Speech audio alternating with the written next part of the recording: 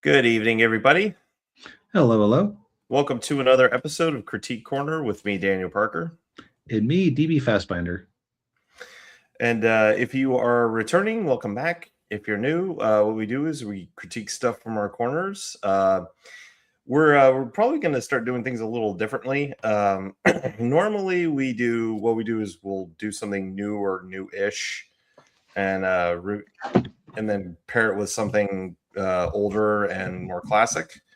But I think now we're probably just going to be like, all right, we're just going to review something that we want to review, regardless of when it was released. So, you know what? I'm kind of tired of stepping on the Netflix and Paramount Originals rakes.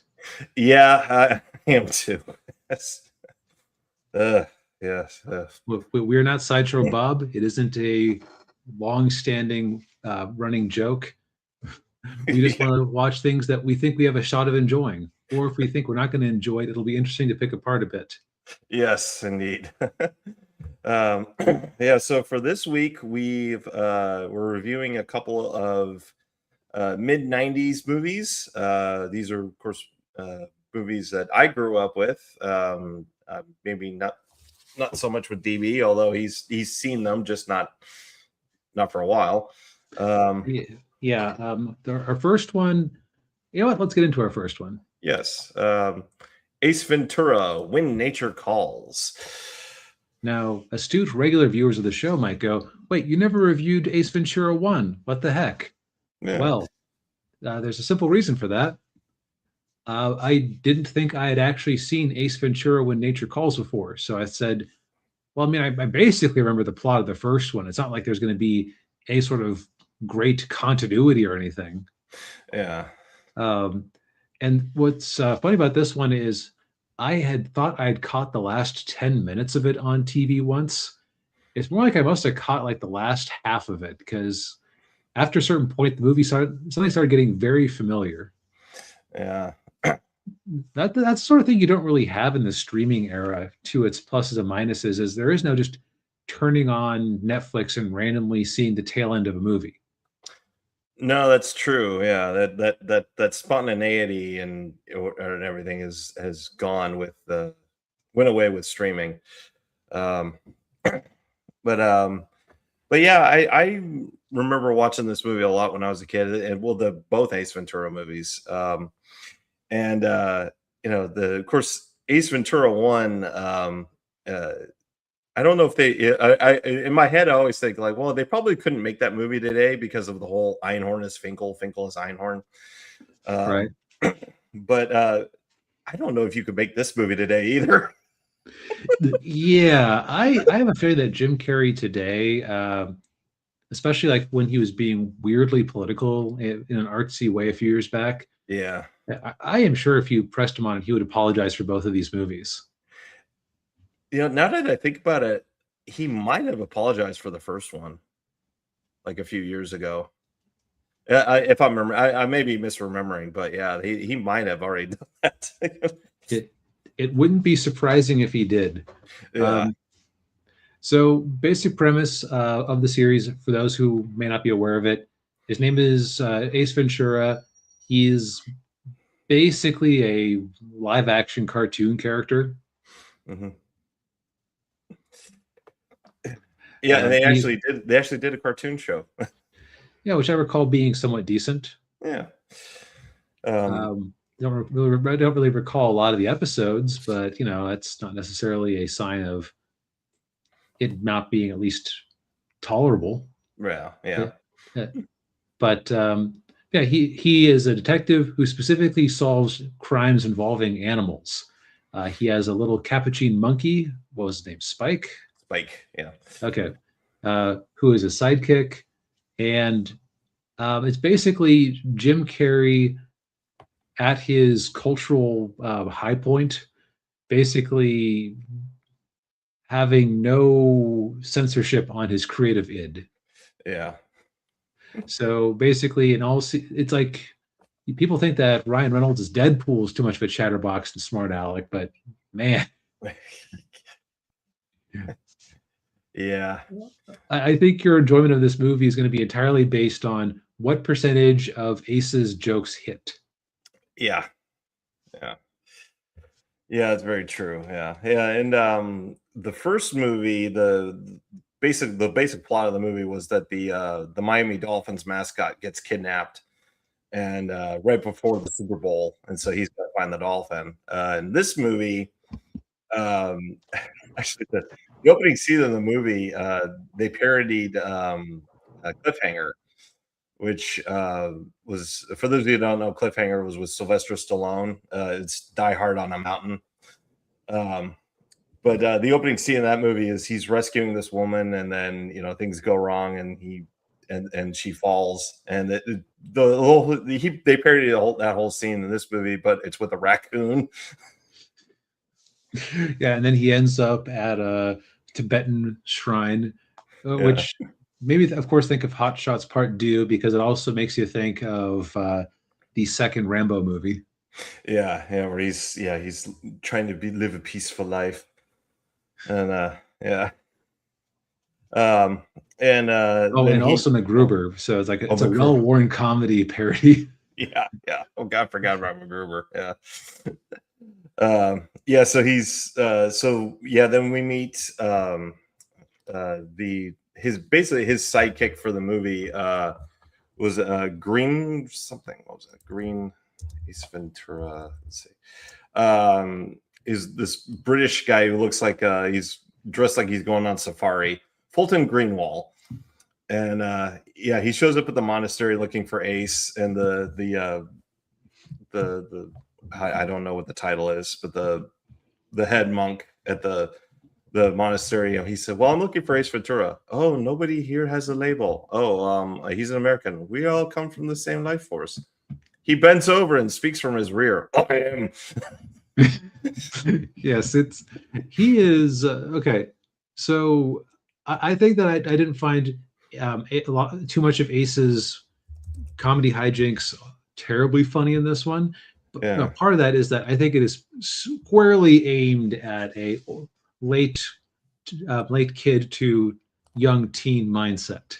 yeah, yeah, yeah. And having enjoyed this movie when I was a 10-year-old, I can attest to that.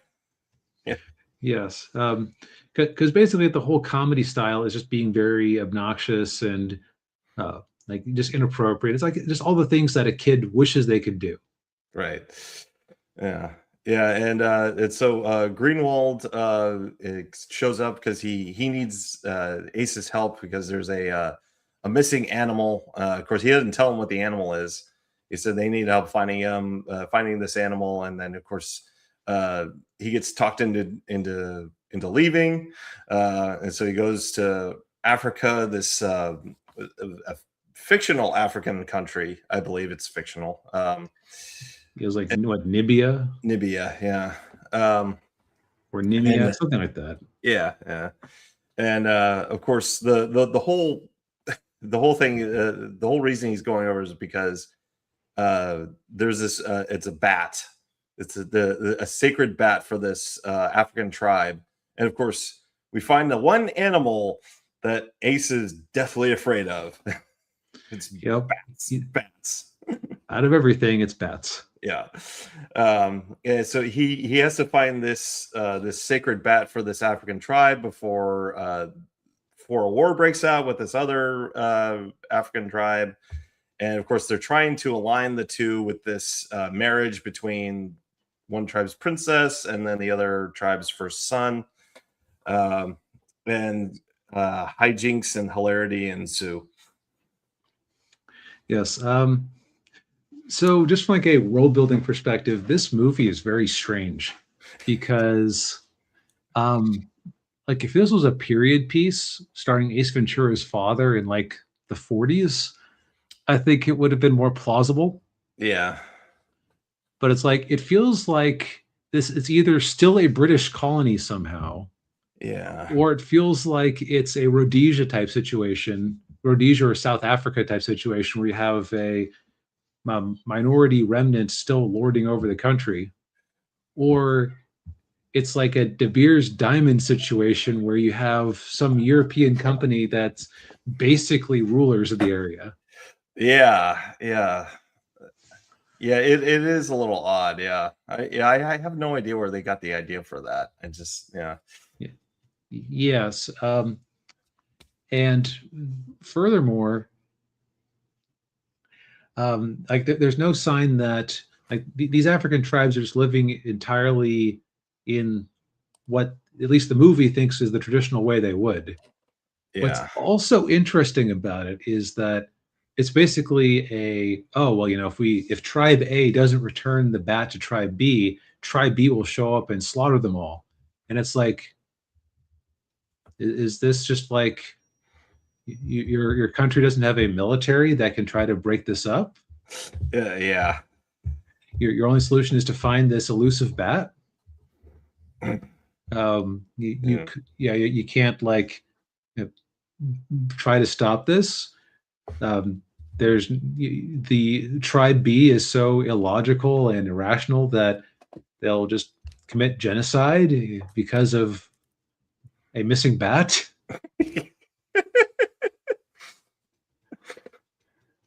It's best not to think about it too much. Exactly that type of premise. It's Yeah. it's just like, okay, you have your ticking clock, you got to fix this problem. And this is in the context of what's even weirder about this is that they're in the middle of trying to marry off the ruler, like the princess of tribe A with the ruler of tribe B. So Yeah. so it's like, and I'm going to transport this to a European setting. It would be like if the kings of, I don't know, Spain and France were going to like marry off their children, but oh, the French crown jewels have gone missing. So if we don't find them, France is going to roll in and slaughter everyone in Spain. It's like, what the hell are you talking about? Yeah. It makes no sense.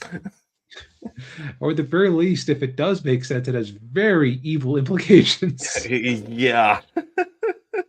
That's kind of goes back to what I said earlier. I don't think they can make this movie today. I don't think they would want to make this movie today. No. Although ironically, this is almost less racist than Wakanda is in its own way, because at least like it looks like they're all from one like the tribes are distinct rather than there being tribes that are basically just a mishmash of every African design concept the people at Marvel could find on Google image search. Yeah. Yeah. But All right, so outside yeah. of like weirdness of the setting, Yeah. it's the actual mystery. I'm not going to necessarily spoil the mystery. I'll say that because it's basically all the movie has. It's all the movie has. And to keep the outside of Jim Carrey's antics. Yeah. Yeah. I will say that it's actually pretty well set up, and like the Yeah. payoff is pretty reasonable. Yeah. I will say it does, like a lot of, again, like a lot of comedies, especially comedy sequels, it gets really silly at the end of the movie. Yes, definitely. Even sillier than the first one. And that was pretty darn silly. Yeah, that was. Yeah.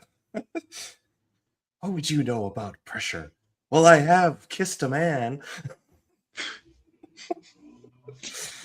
Yeah. Now go ahead. No, I was just to say, yeah, it gets kind of silly with all the animals and everything. Although I would not wanted to have been the whoever the animal handlers were on that during that scene, trying to keep all those animals together, especially the ones that are like, oh, that animal likes to eat that one. Oh yeah, like when they're breaking into the mansion. Yeah. Yeah, no, there were some effects here where I wondered how they did that, or like did they green screen in the people, or like were they animatronics or composite shots? But also amusingly, there's an elephant there. It is an Asian elephant, even though this is in Africa. It almost seems in keeping for a wasteful colonial administration to import a trained Indian elephant for no reason. Yeah. Yeah, because all the African ones are almost extinct. 'Cause they have to get the.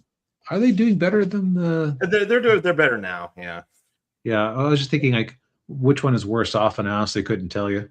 Yeah. Uh, Yeah. anyhow, so I think it's sort of in this weird spot.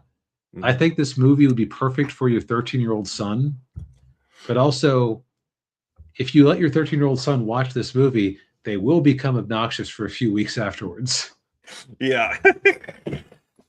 because they'll want to imitate everything. Oh yeah. You'll be hearing a lot of "Alrighty then." Thank you very much, or spank you very much, whatever Thanks. the Thank you very much. yeah. Or Chicago.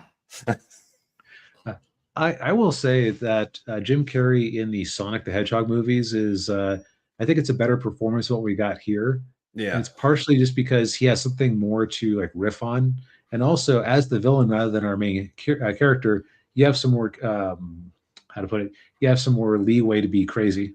Oh yeah. Yeah. Yeah. Yeah. Yeah. I tend to agree. Yeah. Although I will say, as far as comedy sequels go, this is certainly one of the better ones. Oh yeah, there have been much worse. Yeah. And I will say, like, I too. Have you? I will actually defend Wayne's World too. Um, I thought that movie was really good. Not as good as the first one, but I thought it was still a funny movie. And this movie, yeah, like, yeah, definitely better than some of the other ones. Like, well, I mean, well, Dumb and Dumber 2, which I don't know where they were thinking of making that one. Uh, Wasn't that the one they made years and years and years later? yeah, it came out. I Oh God, I think that came out like 5 or 6 years ago. think it was further back than that. I actually saw that one in the theaters, Uh, surprisingly. Which I hadn't seen the first one, so I didn't have a point of comparison. So I thought it was I actually kind of enjoyed that one, oh, but I would probably know better now. But like, yeah, there's a lot of famously bad comedy sequels. Caddyshack 2. yeah. Uh, what's another one? Yeah, yeah, there are a lot of them. Yeah, it's not a lot of them. Oh wait, Police Academy gave us like seven Uh, of them. yeah, yeah, yes, yeah, yeah, yeah, yeah. Yeah, should have stopped at one. But Joe Piscopo or whoever else had to make their money. Oh, no, Was who made Steve Gutenberg That's it. a That's it. star? Yeah. That's right. That's right. Yeah, Mixed them up. that's Anyway, yeah, so yeah, like very tenuous recommend for certain audiences who probably shouldn't watch it. yeah. So it's the perfect PG-13 movie, I suppose. Is it actually rated Yeah, PG-13? it I it hope it. somehow it got a PG-13 rating, yeah. I guess you never actually saw anything too inappropriate.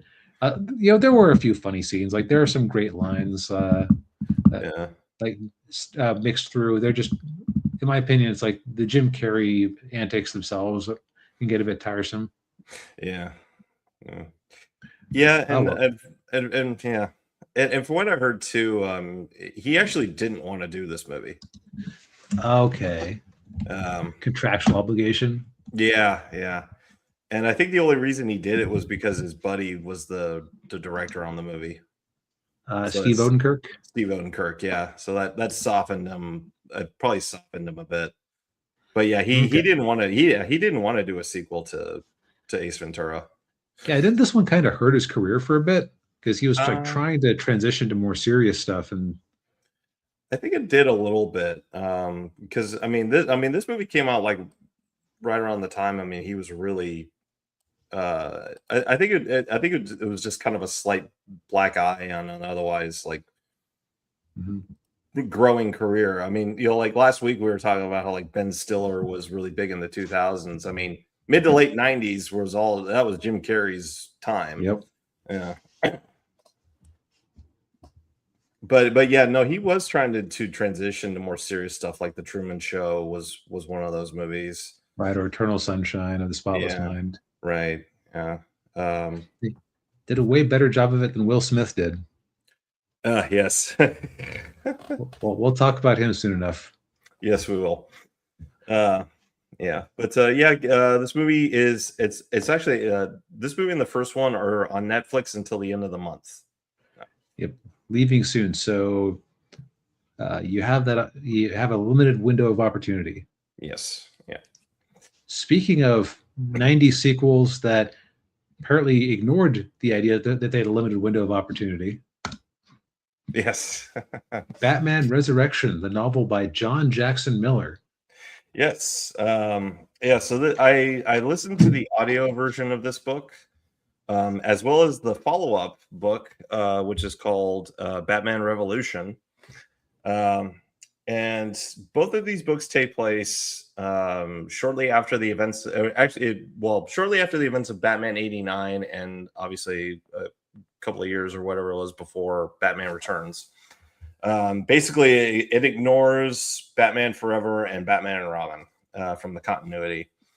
And so so Batman Resurrection takes place. I think it's 6 months after the events of Batman '89. So the prologue takes place like during the events, and then the rest of the novel is 6 months after.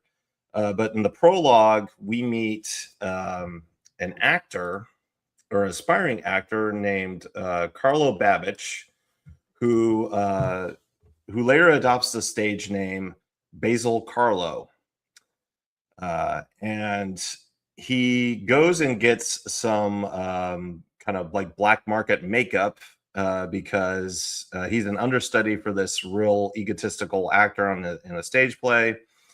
And during this time, so in Batman '89, one of the Joker's schemes was that he had this chemical that he called Smilex, and he put it in all these cosmetic products. And Batman figured it out that it was all in the cosmetic products. So all like makeup and shampoo and all this other stuff was completely taken off the market in Gotham. And so Basil Carlo goes into these thugs to get some makeup for this actor that he's understudying, and the actor tells Carlo, "Why don't you test it on yourself first, just to make sure?" And so Carlo does, and it starts to distort his face, and he goes into a coma. Hmm. So, Basil Carlo, for all the Batman aficionados, is the real name of Clayface. I was wondering, I couldn't remember his actual name, but it's like, who else could it be? Yeah. Yeah. So we got Clayface, and then later in the novel, we find out. So there's a lot of weird stuff going on in Gotham in the aftermath of the Joker's attack, where he tried to unleash Smilex during the parade, and then you had the whole thing with the cathedral where Batman was chasing him up. One aspect is a lot of Joker's gang is still roaming around, um, and they're led by one of the the kind of the top gang members from Joker. His name is Lawrence. If you've seen Batman '89, he's the guy with the boombox, and he's got Okay. and he had the handlebar mustache. And they were actually working for Max Schreck, who was Christopher Walken's character in Batman Returns. And they're destroying all of these Gotham landmarks because Schreck needs the space for parking for his department stores. And so you've got that going on, and then you have a wing of Gotham General that is treating the victims of Smilex. And by the way, this wing of the hospital is being paid for by generous donations from Bruce Wayne. And it's headed up by a doctor named Hugh Auslander. And I'm going to describe his physical appearance. He's bald-headed, glasses, and a pointy goatee. is Hugo. Hugh Auslander is not his real name. His real name is Hugo Strange. Okay, so they're basically pulling in characters that I would say Hugo Strange is a fairly obscure Batman villain. Yeah, yeah.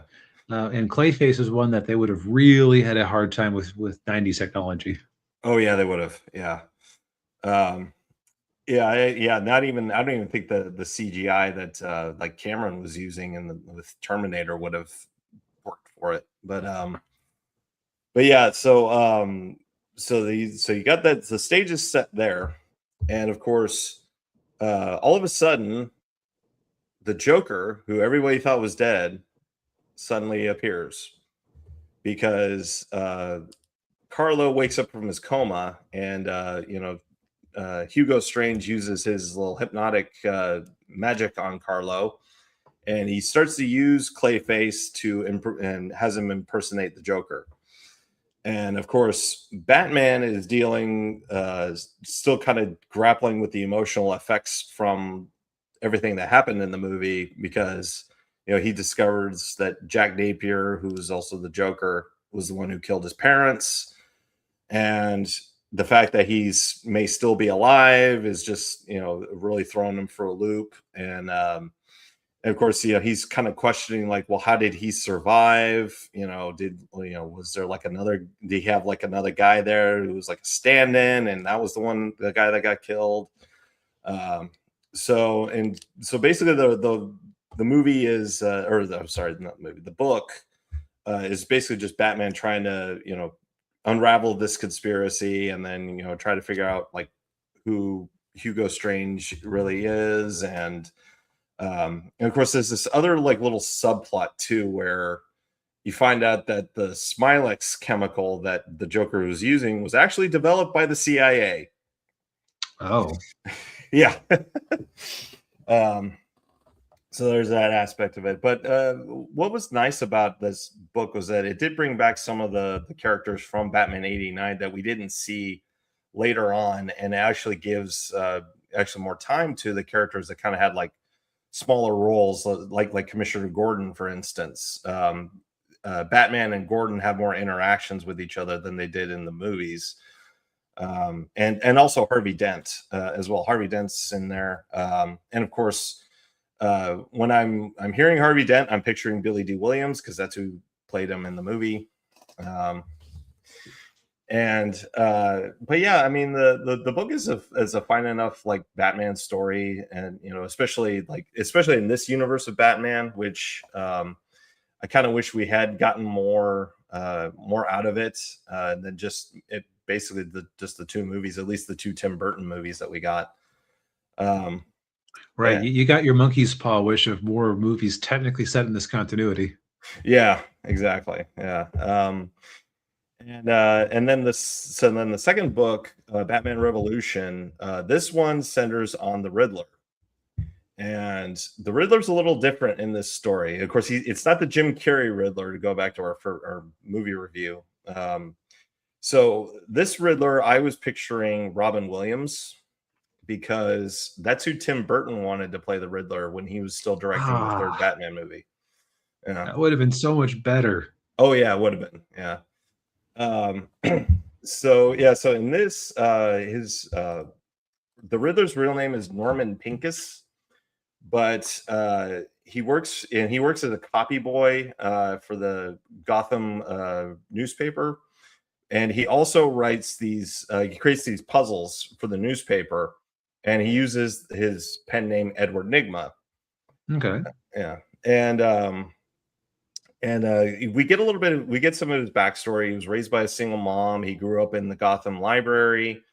He always liked puzzles, and he always liked riddles. And we find out that his father was a screenwriter in Hollywood, but his career was killed, or his career ended because he got blacklisted. And this was during the McCarthyism. So you have him, and at first he's very just very meek and very kind. He doesn't really he doesn't his mother taught him to never to always be humble, never take credit for anything. always, just What a perfect lesson for your child. I know, yeah, I know. And he took that to heart for the first, 38, 39 years of his life. Um, and so, but the other part of it too is that his mother is sick. She worked at the Axis Chemicals plant where they were making the Smilex.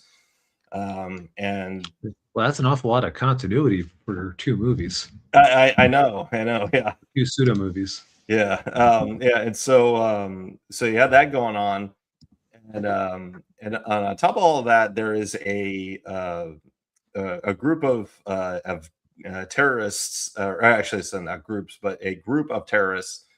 They call themselves the Eternal Militia, and they're kind of like the Symbionese Liberation Army from the 70s. Kind of similar vibe to them. And they're led by a young woman named, she calls herself Camille. Well, she calls herself Camille, and as a tribute to Camille, oh God, I'm trying to remember how to pronounce the name. Desmolins, who is a prominent figure of the French Revolution. And a lot of their ideology of this group ties to the groups from the French Revolution. And so what the basic plot of that Revolution is that Max Schreck wants to so in Batman 89 they were supposed to have their bicentennial parade for the 25th for the 200th anniversary for Gotham City, but they canceled it because of the Joker. So Max Schreck says, well, we need to do it again on the 4th of July. And of course, that's where things really just spiral from there because the Eternal Militia decides they want to hijack that. And of course, Gotham City has these new like tactical vans for for going after criminals. And of course, the vans and were donated generously from Bruce Wayne. And so Batman has to kind of navigate like trying to deal with the militia and everything, and then of course they're getting of course the Riddler gives them gives like tips to the Gotham police, and then he mistakenly believes that they give the tips to Batman, but in reality Batman's just figuring it out himself. And so that just sets off the Riddler, and then of course things spiral from there, and then the Riddler ends up joining the Eternal Militia, and then falls in love with the leader, Camille. Another thing I forgot to mention, a character that pops up in both books, in addition to Max Schreck, is also Selina Kyle. Of course, pre-Catwoman Selina Kyle. Yeah, because they in another character was Alexander Knox. I don't know if you remember him. No. He was the real kind of sarcastic reporter in Batman 89. He was the one who was trying to get with Kim Basinger. Okay, I remember him now. And actually, Vicky Vale shows up in Batman Resurrection, but yeah, so Knox is in there. There's a scene where they go on a double date where Knox is on he's taking this beautiful young woman named Elena, who's actually Camille in disguise, and then Norman, the Riddler, his date's Selina, and of course Norman just really blows it badly, but yeah, I mean this Batman Revolution has definitely has much more of a political angle to it than Resurrection, and I don't know if I like that one as much as, or I didn't like Revolution as much as Resurrection. I thought it kind of the pacing is a lot slower in that book, and it's I didn't really like the story as much. I didn't think it was as compelling as Resurrection. But I did like how the Riddler was portrayed. Less of a crime genius. Well, he's a genius, but he's not like a bad guy. He's just kind of very misguided and more of a tragic figure than say like Jim Carrey was in Batman Forever. Um, but yeah, I mean these are decent books. And if you're a big fan of Batman, I think you'll probably get some enjoyment out of them. Um, So here's a question I have. yeah. Could you see these being chopped down enough to fit into a movie, or are they kind of expanding it too much? You could probably chop it down into a movie, but you might lose a lot of characterizations with some of the Mm, with some of them. Uh, especially with the Riddler. Um, you would have to have really condensed that down because it's really not until halfway through the book when he finally joins the militia. mm. Yeah, so um, but I mean, it'd be probably actually if they did like adapt it, it would probably work better. It would have worked better like as a streaming series as opposed to a movie.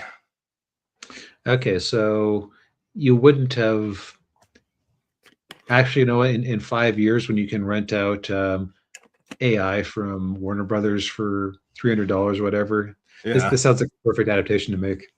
Oh yeah. Oh yeah. I could see that happening. Yeah. Yeah. Just have to secure the likenesses. Yeah. Yeah. You gotta pay off Keaton and yeah Nicholson and yeah all those guys. Yeah.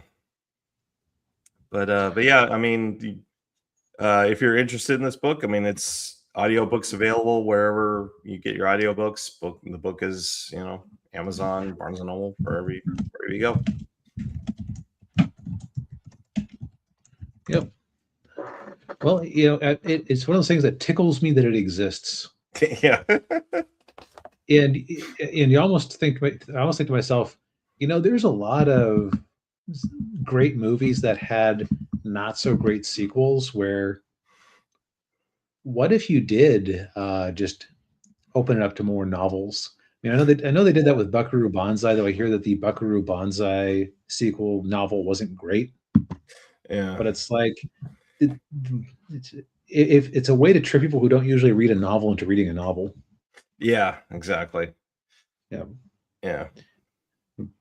But you know what movie definitely isn't made for people who like to read? The classic disaster movie Independence Day. Independence Day, yeah. Yeah, I don't know about you, DB, but I remember when this movie came out and all the hype that was around it. Oh yeah, Um, the commercials were great. I ended up seeing it at like my family had a habit of going to this Last Chance theater near us. So like we saw a uh, lot of movies way later than other people. So I don't um, know when I saw this, but it was nowhere near Independence Day. yeah. Well, I think I saw it opening weekend. No, I did see it opening weekend. I remember it. Yeah. Yeah, it was. Yeah, the hype around this movie was just was amazing. I mean, they marketed it well, but they also kind of didn't because for those of you who are old enough to remember it, like the commercials, and the trailers, they all showed that iconic moment when the White House blows up. Right. Which on the one hand, I understand wanting to show the money moment to make people come in and see the movie Yeah. because that was new and exciting. But at the Oh same yeah. time, like, yeah, it's like you know what's happening. Yeah. Like the first act of the movie, which is July 2nd when the aliens show up, you're kind of like, okay, yeah, let's get to the part where the aliens start blowing stuff up because we know that's happening. Yeah. So I'm going to say something kind of controversial. Yeah. This dumb Roland Emmerich disaster movie from the 90s is smarter than a lot of newer movies in genres that you would expect to be better than that. Yeah. Yeah, I would agree with that. Yeah. Like I'm talking like serious dramas and things like that. Yeah.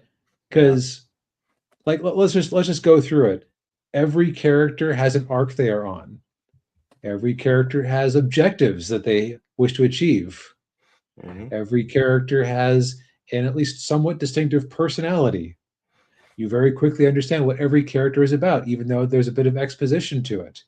But that's okay because when you have a plot with this many characters in it, you kind of have to be blunt at times. That's true. Yeah. Yeah, and Um, yeah. okay, so go ahead. No, I was just gonna say, yeah, like they and they're quirky characters too. Like some of them are like Jeff Goldblum's character is just he's quirky. He Right. which is I guess par for the course for Jeff Goldblum, but yeah.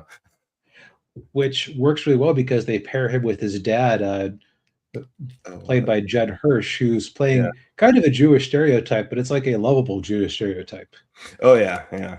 Like the Manhattan, yeah, the Manhattan guy who is just very sardonic Yeah.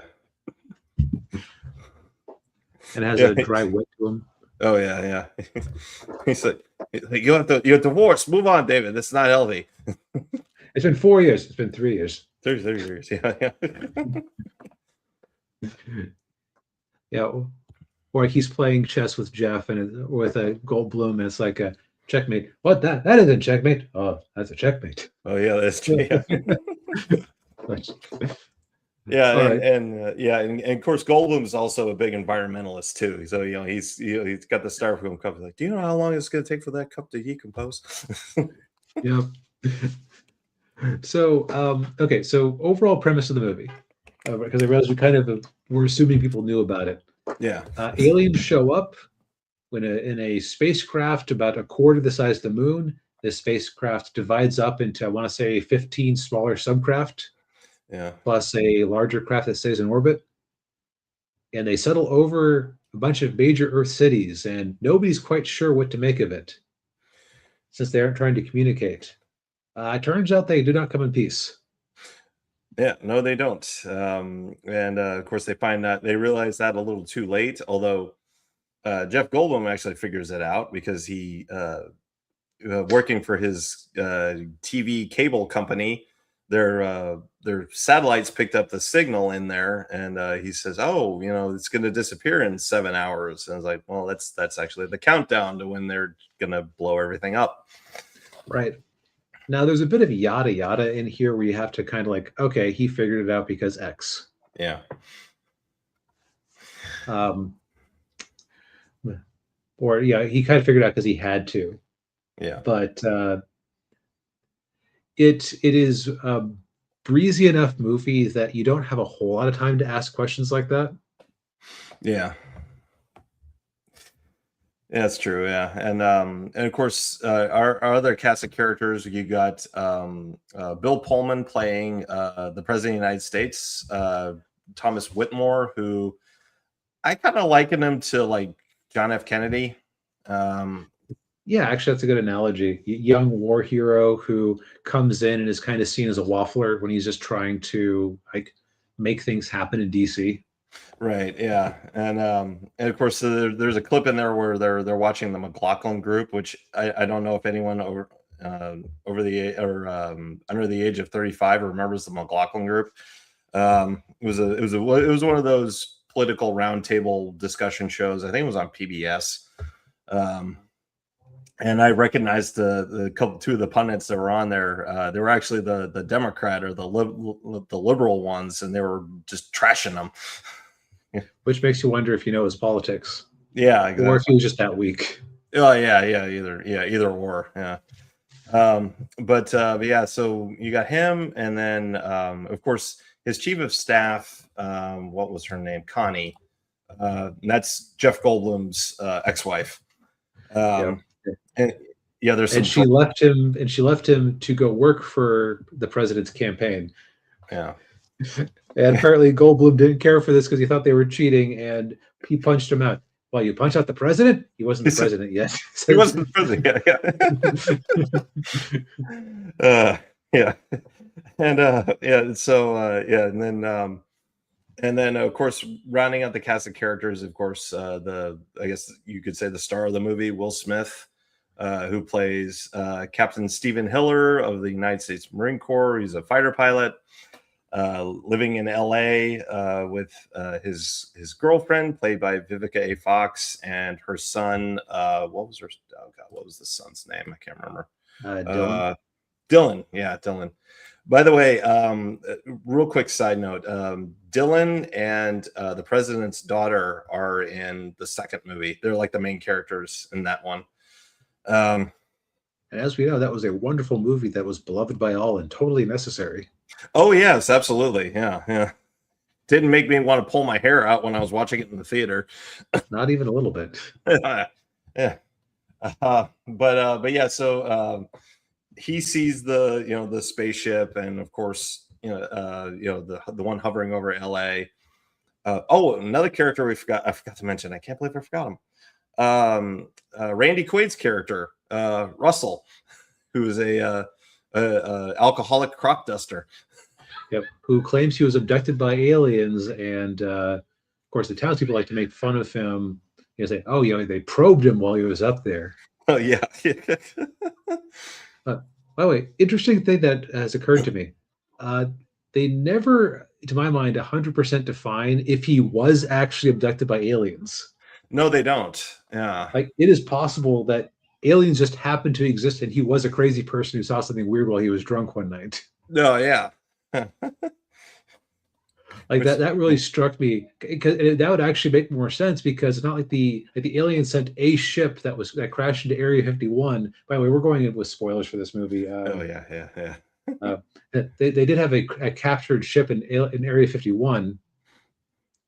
So it's like they'd sent a scout plane out before, or scout ship out before, but it's not like they necessarily were known to have been doing this for a while. So it could have been that was a one-off, and then Quaid's character just had an episode. Yeah. Yeah, although when I was a kid, I always assumed that he actually was abducted by aliens, but I always did too. But I guess I mean that on this watch through, I was paying attention to it, and I just realized that was he just insane and happened to be right? It's not impossible. Yeah, anything's possible. Yeah. But yeah, so the rest of after the cities get destroyed, the remainder of humanity have to try to figure out how to stop the aliens before humanity is completely wiped out. And of course, everything they try to do doesn't work, because I mean, this is an advanced alien civilization with interstellar travel, and they have technology far beyond anything that we could comprehend. Right. And they have energy shields. And they have energy. Yeah, they have energy shields and energy weapons. Yeah. And I do like the progression of how they tried to do it. Although, okay, so I think that even if the alien ship hadn't had energy shields, a bunch of air-to-air missiles on fighter jets would not have put a meaningful dent in something large enough to basically block the sun out of Los Angeles. Oh yeah. Well, yeah, and then that happened in the last battle, where they were running out of missiles, and they just it was not doing they weren't doing the job. Right, they had to hit the weak spot. Yeah. But and then of course they go to nukes, which is actually a nice. Like so many of these movies, they always go, "Oh, we can't escalate to nukes because X, Y, Z." Yeah. Like no, like if this was the situation, somebody would try it, even though it failed miserably. Yeah. Well, I mean, even if the Americans didn't try to do it, the Russians would have tried it at some point, or Indeed. Yeah. I mean, but so basically the movie is just like, it's this it is a fun summer popcorn movie that I hate to say it, is kind of a almost a bygone thing nowadays. Like you really don't, because I mean, if you think about it, the movie it's a B movie plot, and with a major motion picture budget. And if I recall correctly, I think this movie was the highest grossing movie of '96. And this movie was an event. Like, for those of you who weren't old enough to have seen this movie in the theater, or like it was like Avengers Endgame. And Right. you really don't see that anymore. Like I mean, like the last time I went to a movie that was like that was Avengers Endgame. Yeah, like it's and it's still like here's the thing about it. It's a very dumb movie, but it's like it's dumb in a smart way, I guess is how I'll put it. Yeah. Because it's like, okay, like the whole plot line where they have to upload a computer virus from an Apple computer into the alien mothership to shut off the shields for all the other ships. Yeah. It's like on the one hand, it's kind of seems like a silly design for them. On the other hand, it's like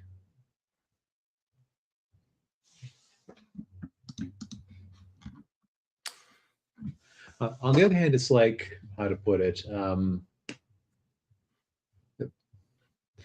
George Lucas got away with it in episode one, more or less. Yeah. Yeah. Like, because the thing is, like, when you have an alien spaceship like that, you kind of have to build around how do we make a big enough threat that we can actually resolve in the third act in a 2-hour movie. Right. Yeah. Yeah. And I will say, just real quick, this movie does rip off a lot of other alien invasion movies. Yes. I mean, like the whole virus thing. I mean, they basically ripped that off from War of the Worlds. So for Right, those just of a you, computer virus instead of an actual virus. right, yeah, and then and the scene where they're trying to communicate with the aliens with the flashing helicopter lights. I mean, that's Close Encounters of the Third Kind. Right, like this is not an original movie. No, no, but it's still fun though. Yeah. Also, we forgot to mention, you get to see Brent Spiner in his prime as a mad scientist. Oh yeah, they don't let us out much. Yeah. I did like how the only justification that everybody wasn't crushed by the crashing alien spaceship was, oh, we're miles and miles underground. Yeah. Yeah. But now I will say the only thing in retrospect that makes this movie a bit less fun, knowing what you know about Will Smith, it is harder to take him seriously as as an action hero who's a cool guy. Yeah. Yeah. That's true. Yeah. Yeah. Although, I mean, it did. I mean, this movie and then Bad Boys before it was where he really broke out into that. He broke the Fresh Prince of Bel-Air mold and Right. became an Well, it's action like, hero. Yeah. and then But it's yeah, like, it's like, yeah. then Men in Black came after this one, right? Right. Yeah. It was the year after. Yes, like up until Wild Wild West, it's like he was on a real roll. Yeah. And then Oof. like the stupidest thing he ever did was get the idea in his head that he was meant to be a serious dramatic actor. Yeah. The dude is meant to be Hitch. The dude is meant to be Agent J. The dude is meant to be Captain Stephen Hiller. He's supposed to Yeah. be kind of rote characters who he can give a that hint of humanity by being a funny smartass with moments of Yeah. seriousness. He's not there to make you feel bad about life like he did in 7 Pounds, Yeah. or to try to give his son a sci-fi franchise like he did with After Earth. Oof. Oh, man. Like this is peak Will Smith, so it's Yeah. It is. Yeah. the best he'll ever give us Yeah. That's true. because And he stays in his lane. oh yeah, yeah. Although he was smart enough not to do the sequel. Although he did Suicide Squad the same year, so I don't know how smart he was. But You know what? That Suicide Squad movie, it made money at least, and so he probably got a nice payday off it. that's true. Yeah. But yeah, yeah, go check this movie out if you haven't already, or give it a rewatch if it's been a while since you've seen it. Currently on Netflix. Yeah. Yeah, it's a great fun. It's Yeah. just I don't really have a whole lot of notes for this movie because Yeah. I think that if you tried to make it too smart, you would ruin the cheesy fun of it. And Exactly. I think the world needs more of that. Like, you know what it is? It is largely unironic. That's what it is. Even when you have Goldblum and Smith making jokes, it feels like they aren't. They feel like they are still characters in the movie who care about what is happening. Exactly. Yeah. Yeah. Well, I think we've said all we need to say for tonight. Indeed. Well, thank you everybody for tuning in. We appreciate it as always. Hit the like button, subscribe to the channel if you haven't already, ring the bell, buy some books, and we'll see you next week. Night, everybody. Good night.